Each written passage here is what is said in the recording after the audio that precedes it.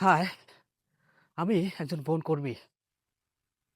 যাদেরকে চলতে হয়, ঝড় নাই, বৃষ্টি নাই, রোদ নাই। এখন অনেক রোদ, কিন্তু কিছুক্ষণ পূর্বে এখানে অনেক বৃষ্টি ছিল।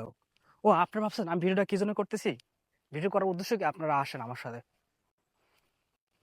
আমি অফিসে যাওয়ার পরে আমি একটা ফোন পাই। ফোন পাওয়ার পর উদ্দেশ্য হলো যে আপনাদের এই নতুন যে বাগান করছেন, সে বাগানে মানুষ গরু দিয়ে চারা নষ্ট করতেছে। ও আপনারা ভাবেন যে আমরা ভিডিও করে কি জন্য করি? আপনারা তো আসেন পাহারা দেওয়ার জন্য। ভাই, এখানে 20 হেক্টর বাগান আছে। এই বাগানে আমরা যদি একবার রাউন্ড দিই তাহলে হয়তো বা আমাদের 2 থেকে 3 ঘন্টা লাগবে।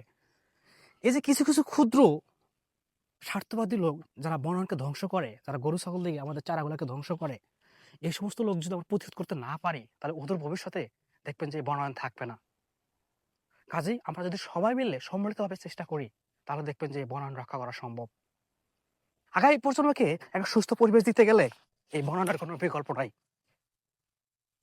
আগামীতে সুন্দর একটা পৃথিবী করতে গেলে এই বনায়নের কোনো বিকল্প নাই। কাজেই আসেন আমরা সবাই মিলে সম্মিলিতভাবে এই বনায়নকে রক্ষা করি।